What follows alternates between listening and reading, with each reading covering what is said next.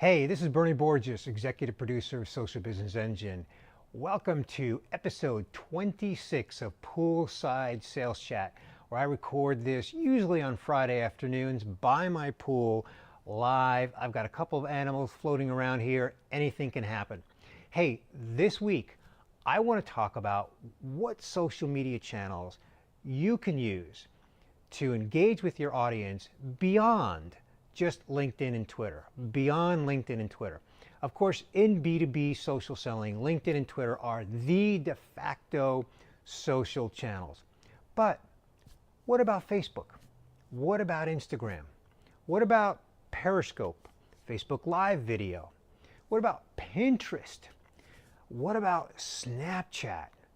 So there's no right or wrong. I'm not going to say that all of those or none of those are social channels that you should use. But what I do want to encourage you to think about is how can you build authentic human relationships, real relationships with people on some of those social channels, and really focus on getting to know people a little bit better based on how they engage in those channels, and giving them the opportunity to get to know you a little bit better based on how you engage in those channels. So all I'm really talking about here, and I'll give you an example or two, is to think about ways that you can allow your client or customer or people that you have a professional networking with to understand what your hobbies are. If you're willing to show what you're doing with your family. Some people don't like to talk about that or show that. So again, I'm not here to kind of give one blanket recommendation for everybody, because it's all about you uniquely how you're going to engage. But I do want to recommend a few things to think about just based on your personality, your priorities, your style.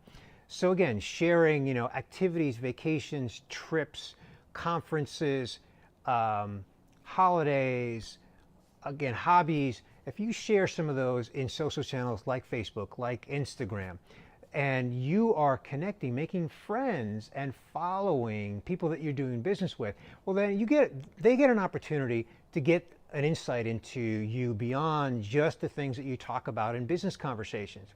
And that can just be good for the relationship. And the exact same thing is true if they're following you or they're friending you on Facebook, then you can gain insight into the things that they're doing. Now, does that mean you go talk about them? Does that mean you bring up, hey, I noticed last weekend you went boating or you went golfing or whatever? Again, it's always going to be an individual choice, but the prevailing common sense rule is to use common sense, use good judgment, use discretion. In most cases, personally, I'm probably not going to say, hey, I noticed you went golfing last weekend. But just the fact that I saw a client that went golfing, it tells me that they like golf and where they golf, maybe who they were with. It just gives me more insight into them. And authentically and naturally and organically, if you can have conversations, and that sometimes can come up, then you just have an opportunity to build a stronger relationship. And in this digitally connected age where everything happens so fast, sometimes we have conversations that are 2 minutes long.